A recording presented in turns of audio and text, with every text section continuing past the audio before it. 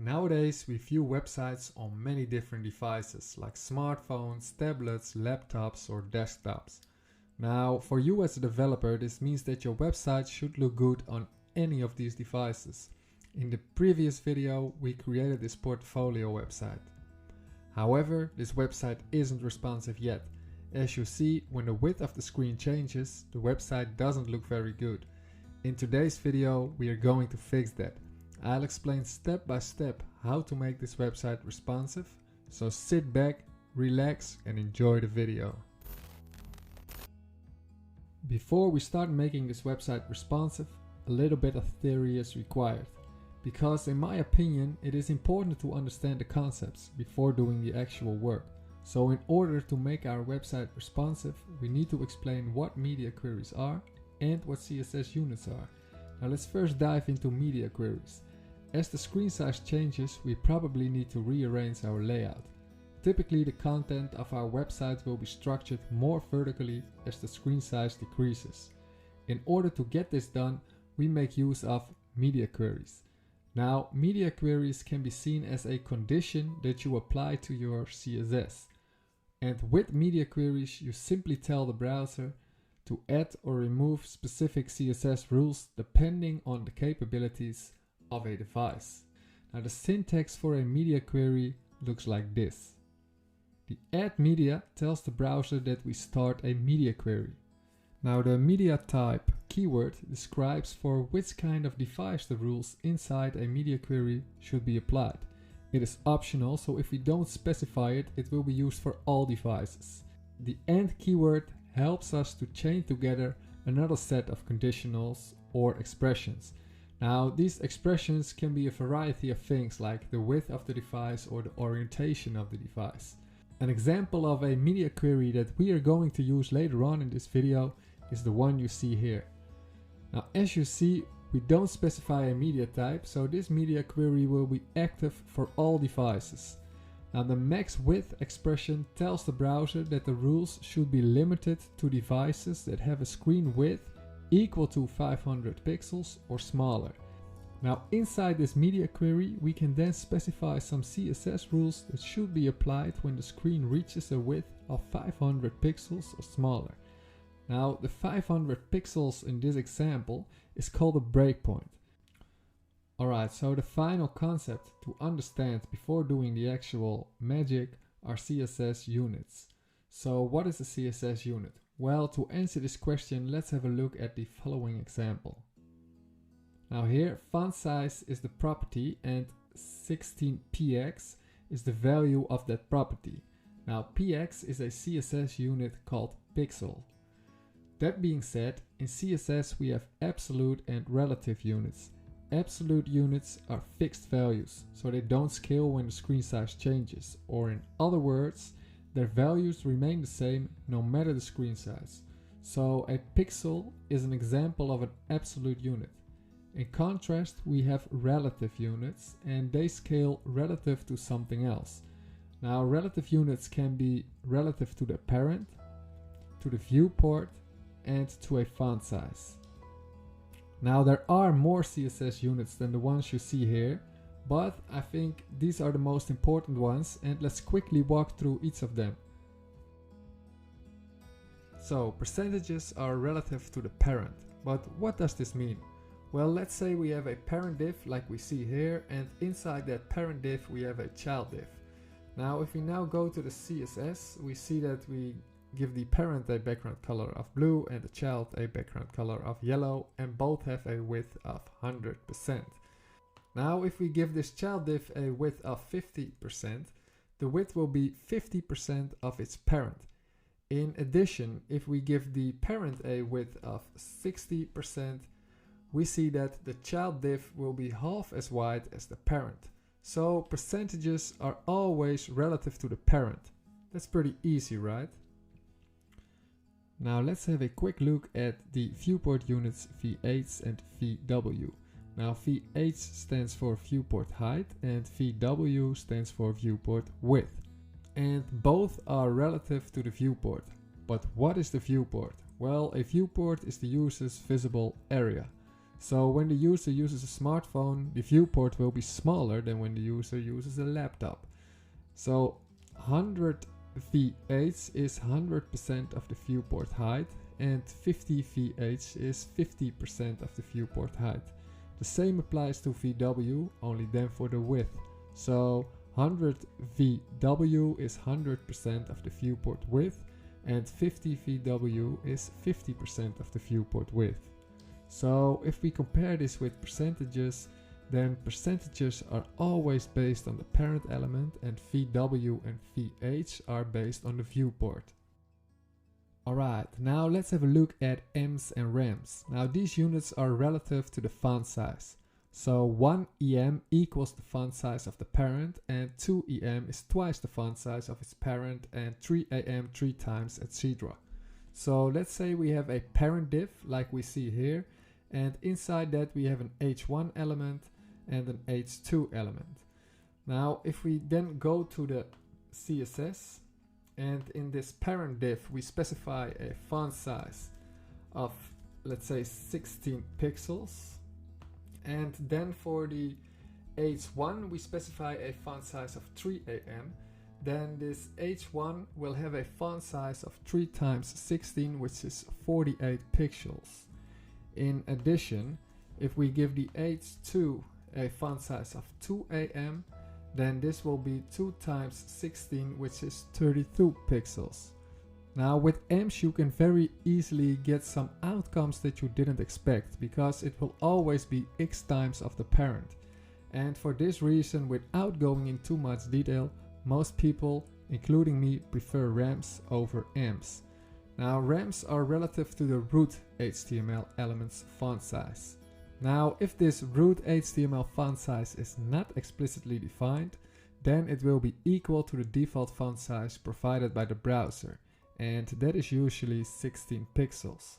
But you can also specify it in your index.css file like this.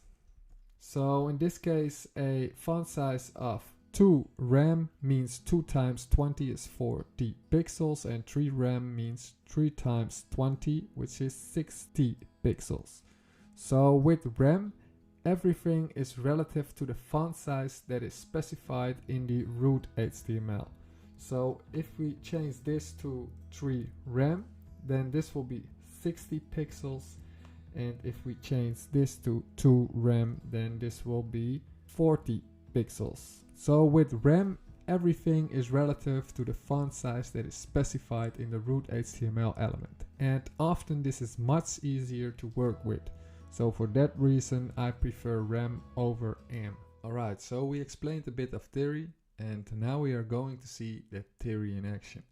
Because as you see on the right here, when the screen size gets smaller, our website doesn't look very smooth anymore. Now in this part of the video we are going to fix that, and first we will use relative units instead of absolute units in our CSS code. Of course we will only do this when it is needed, and sometimes we have to do a little bit of extra tweaking, but mainly we are changing absolute values to relative values. After that we check the responsiveness of the website, and we will see that by applying relative units to our CSS code, the responsiveness of the website improved. However, we will also see that mainly applying relative units is not enough. So as a second step we will apply media queries, and with the combination of relative units and media queries we will make our website responsive. So the first thing that we are going to do is apply some relative units inside our CSS code, and we will start with the About Me component. So in Visual Studio Code we go to the About Me component, and then specifically the CSS file, and in here we scroll through the CSS file to see if we have some fixed values or some absolute values. Now we see that we use a fixed value for the font size, but for now we will ignore the font size. We will do that later on. So in all our components we will ignore the font size, because we will do that secondly. Now if we scroll down further, we see that we use a fixed value here for the height. Now more specifically we are styling here some GSS code that has a class name of me. So when we go to the JavaScript, we see that this line of code, let's make it a bit wider, that this line of code has a class name of me. Now, what you also see is that this image here, which is actually this image, so this line of code relates to this ugly guy here, and we see that it is stored inside a div called photo. So photo is the parent. So if we now go back to the CSS, what we can then do is we see that the parent has a width of 50%. So for this part here, we can also give it a width, and then we give it a value of, let's say, 90%. This image here will now have a width of 90% of its parent. So that will be 90% of 50%. Now, as you see, the image gets stretched a bit here, and we can fix that with a CSS flexbox property called align items. So if we say align items center, then the image will be centered from top to bottom, and we see that it isn't stretched anymore. So that's one way to fix that. Now, if we make the website larger, in my opinion, the photo is a bit too large. So we can simply fix that by giving this a max width of, let's say, 500 pixels. So the image won't be larger or won't be wider than 500 pixels.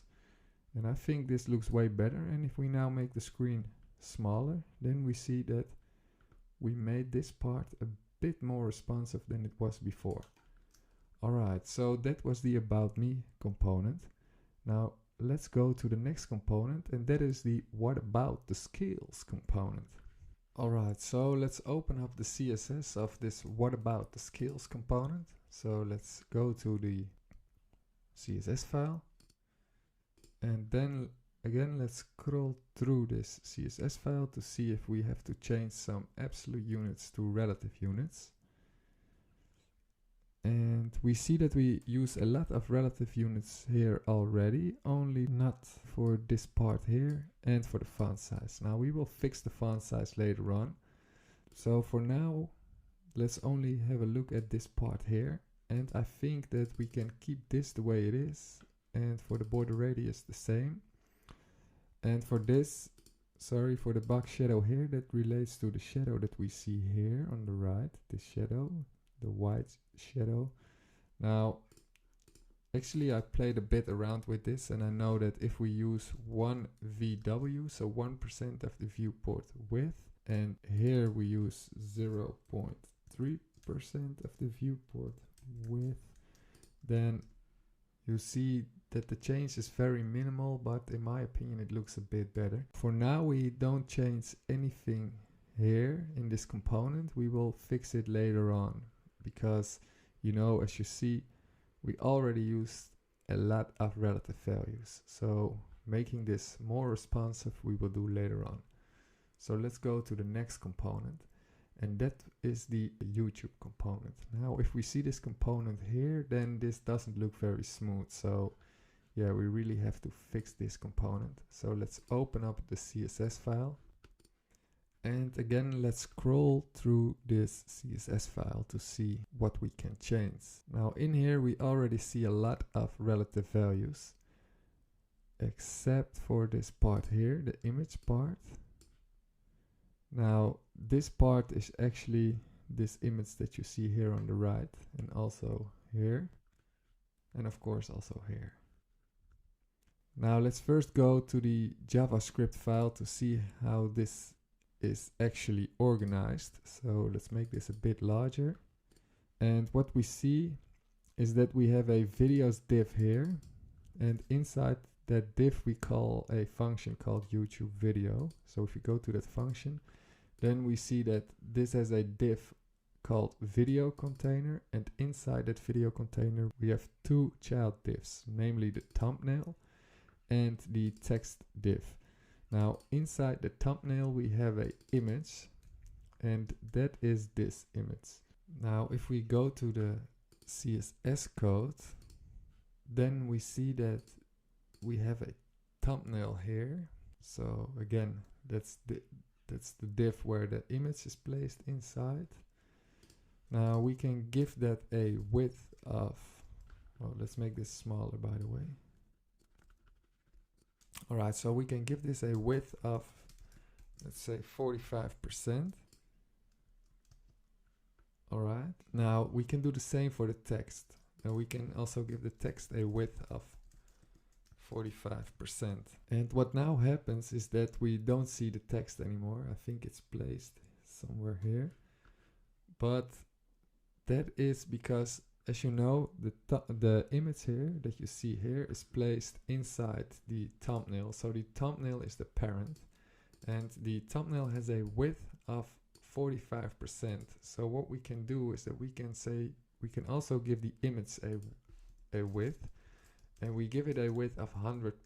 So the image will be 100% of its parent. So 100% of 45%, which is also 45%.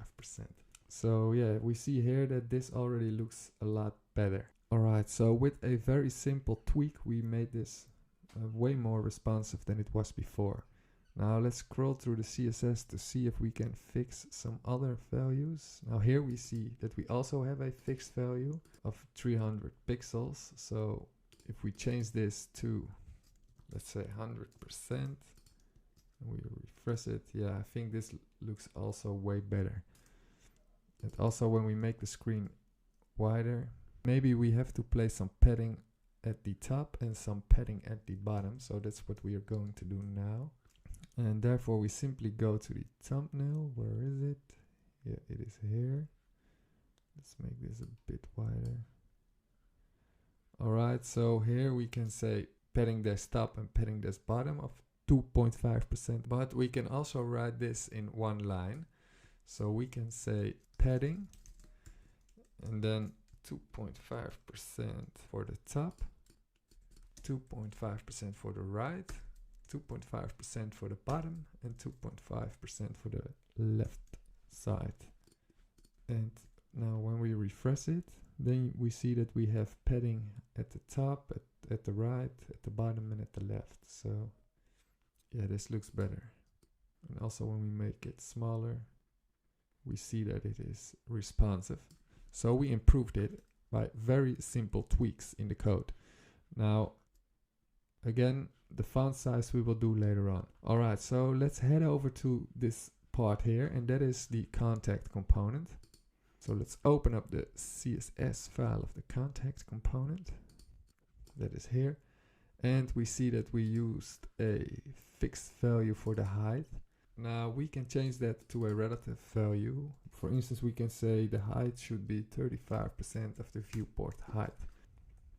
Alright, so if we now walk through the components again, we see that each component has this purple line with a title, and also here. Now that isn't really responsive, as you see, and if you watched the previous video, you know that we created a separate component for this, and that component is called the page header. Now in the page header we see that for this line here, we created a fixed width. Now we can change this to a relative width. So we can say the width of this horizontal rule or this horizontal line should be 12% of the viewport width. Now when we refresh it, we see that this looks way better, and when we make the screen larger and then smaller, we see that this is also way more responsive than it was before. Alright, so now we only have to do two components, that is this home component and the nav bar. So let's do them now. So let's first go to the home component. Let's open up the CSS and let's scroll from the top to the bottom. Now here we see that we use a fixed height, and we could change this to, let's say, 85% of the viewport height. Now I think we can keep this the way it is. Here we already use some relative values. The font size we will do later on. And I think for the image here, the binary world image, it would be nicer to use a width. And let's change this to 60%. Alright, so if we make this larger, we see that this doesn't look very good. So what we can do, again, we can give this a max width of, let's say, 500 pixels. And now when we refresh it, we see that this looks way better. And we can do the same for this here. So let's give this a width of, let's say, 20%. Oh, sorry, 20%. Now this is also way too large. So let's give this also a max width of 150 pixels. Alright, let's refresh it. And when we make it smaller, we see that this behaves pretty good. Now the last one we have to do is this navbar. So let's open up the navbar. And I think this will be pretty simple because, yeah, the height, I think we can keep this the way it is. And I think we only have to change this margin because this now has a fixed value. But of course that is not very responsive. And actually the margin is the margin that you see here, that orange part, that margin. Now that's now fixed, but we can change this to, let's say, 1.5% of the viewport width, and then the margin scales based on the width of the viewport. Alright, so we now walked through all the components, and as you see, by some very simple tweaks in the code, we already made this way more responsive than it was before.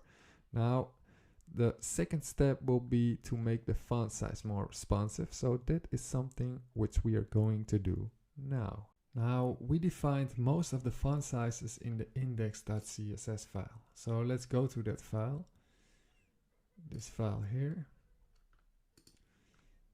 And what we will do first is changing all the pixel font sizes, like you see here and here, etc. We will change that to RAM font sizes.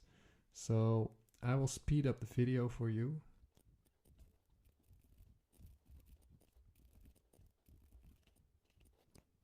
Alright, so we have changed all the pixel values to RAM values. And let's now search through the files to find out if we use the font size property in some other CSS files. Now, as you see, we use it in the About Me file. Wait, let's make this a bit larger. Now we will remove this here. So it will use the font size that is specified in the index.css file for this element. So let's remove it here. And for the skills, we will actually remove this also here, and we specify the font size of a list item in the index.css file. So let's do that. So let's remove it here.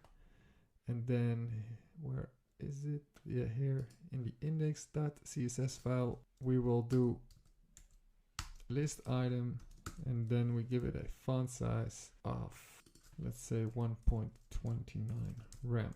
Alright, and then we still have a font size in the home.module.css file, and we will keep it here because if we go to our website, then that is actually this part here, and we want this part to be bigger or larger than what we specified for the h1 element in the index.css file, so we can override it here, and we will give it a value of, let's say, 4.5 rem. Alright, now let's make this smaller again, and let's go to the index.css file. Rem values are relative to the root HTML element, and if we don't specify a font size there, then it will use the default font size of the browser, which is mostly 16 pixels. Now we will specify a font size here, and we will give it the value of 14 pixels. Now, one of the advantages of using rem like this is that we can simply change all the font sizes in our website by just changing the font size in the root HTML. And that is, of course, because when you specify it like this, then everything is relative to the font size that we specified here. So for H1, the font size will be 3.5 0.2 times 14 pixels. So if we change this, for instance, to 18, then we see that the font size in the entire website changes. And that is, of course, because everything is relative to this font size that we specify here. So that's one of the advantages of using RAM like this. Yeah, so let's change this back to 14 pixels. Now, the font size, of course, isn't responsive yet, because now everything is relative to the font size that we specified here in the root HTML element. And of course, this doesn't take into account the screen size. So what we can do to make the font size responsive is that we can make use of a function called calc. And this function lets you perform calculations when specifying CSS properties.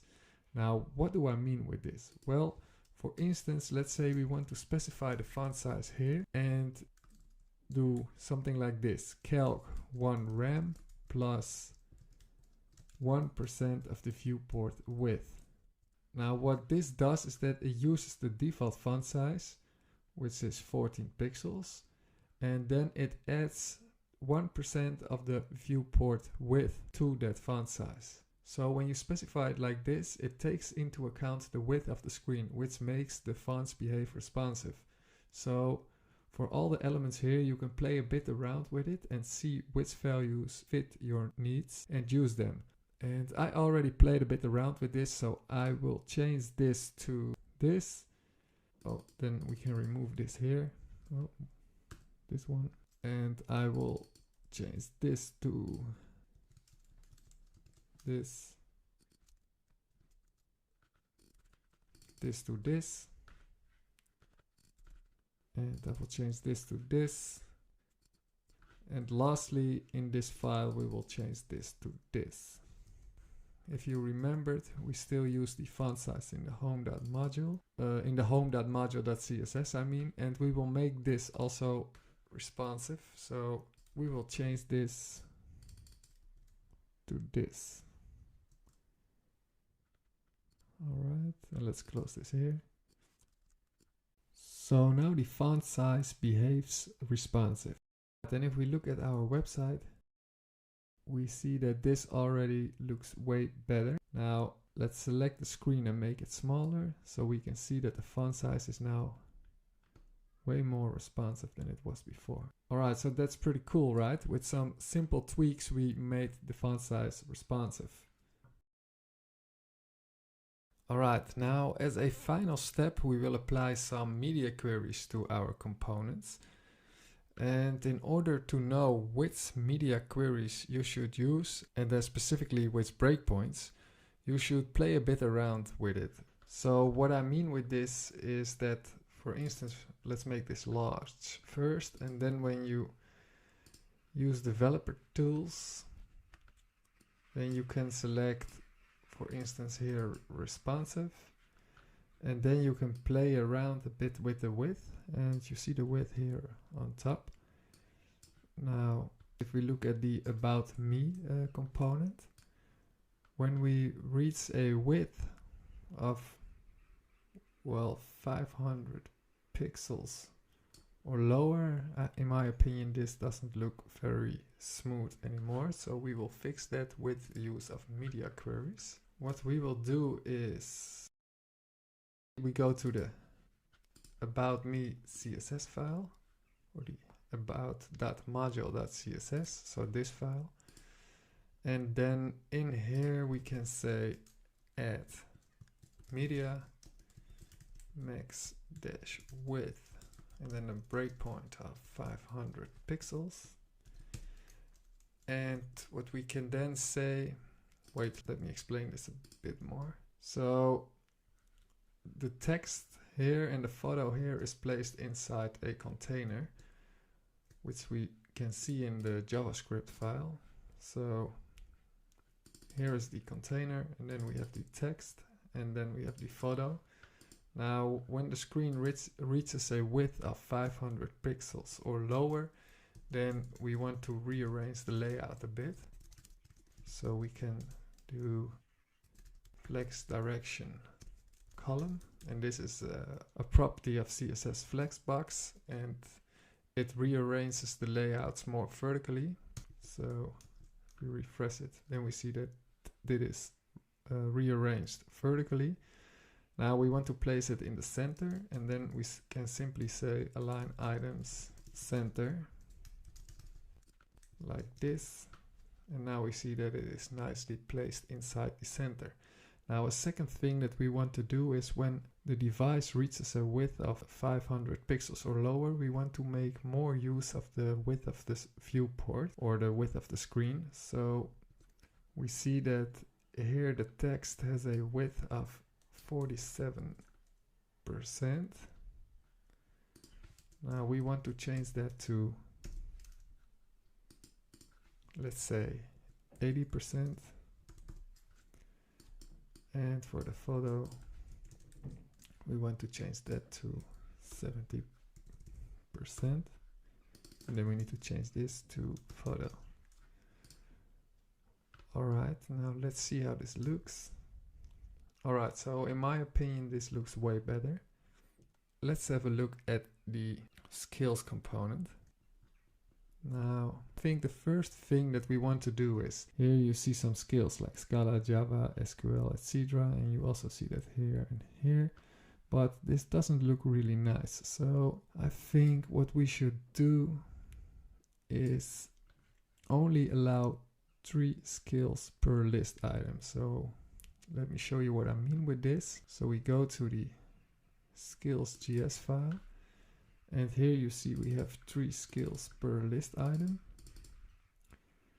But here we have 4. And we don't want that because I think that doesn't look very nice. So here we close this one. And we create a new one for the Redux skill. And we have to do the same for this part here. So we remove this part and we place that inside a new list item. And we remove the dash. Alright, now let's see how this looks. Yeah, in my opinion, this already looks way cleaner. Alright, now a second thing that we want to do, and I think around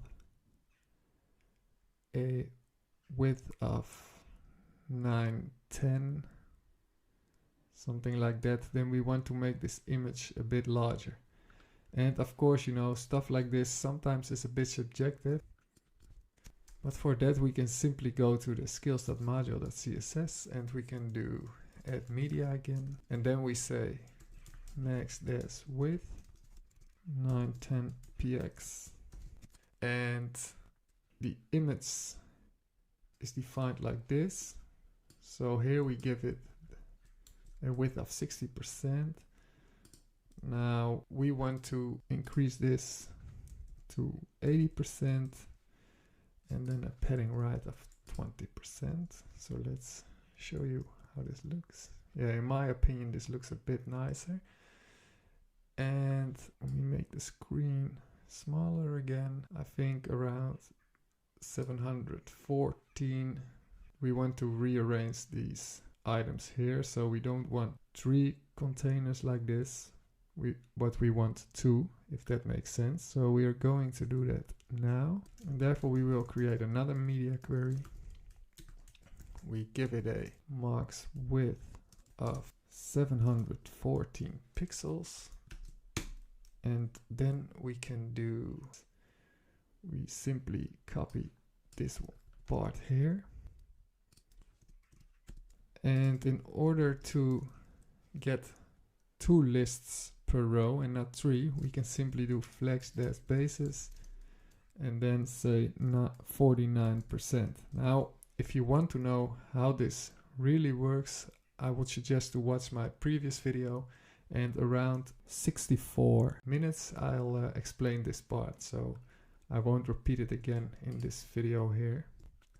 Now when we refresh it, we see that we have 2 items per list, and in my opinion this looks also cleaner. Now something that we also want is again make more use of the width of the screen in this specific scenario. So that's what we're going to do.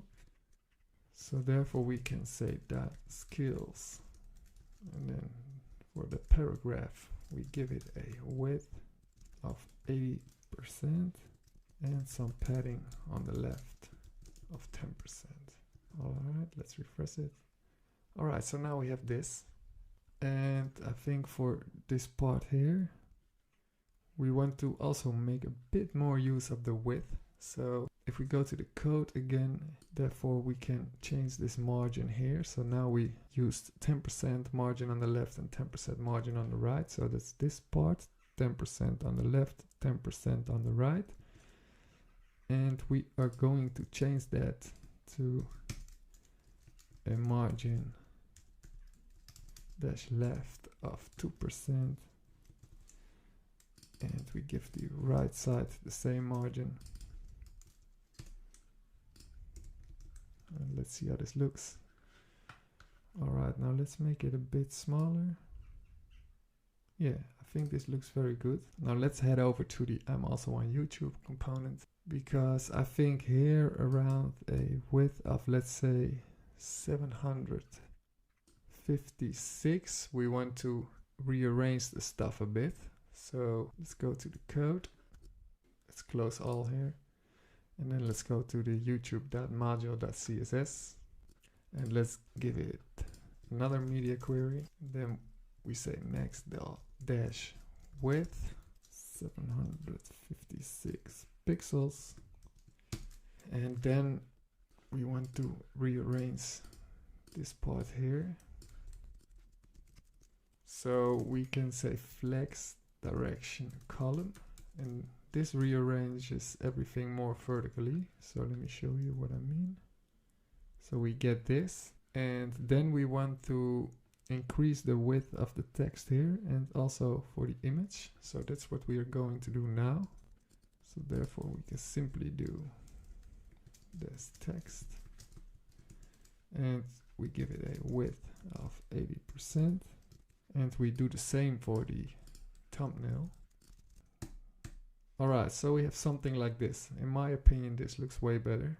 Now then, let's make this also a bit smaller. And I think maybe around 500 pixels we want to increase the width of this part and this part. So we want to make that even wider. So therefore we can simply copy this, change this to 500 pixels. And this part we can remove.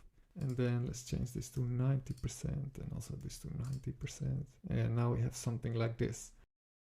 So finally, I think when the screen reaches a width of something around 375, then this purple line here doesn't look very nice anymore. So that's something which we are going to fix now. And therefore we simply go to the, well, let's copy this first, and then we go to the page header. And in here we say when the screen reaches a width of 375 pixels or lower, then this purple line here, we don't want to show it anymore. So we can simply do display none. Alright, let's now go to the browser. And when we refresh it, we see that this purple line here is now gone. Alright, so we made the website responsive. And as you see, when the screen size changes, the website still looks good. Now here at the top we can select other devices, like for instance the iPhone 5. And when we scroll through the website, it looks good.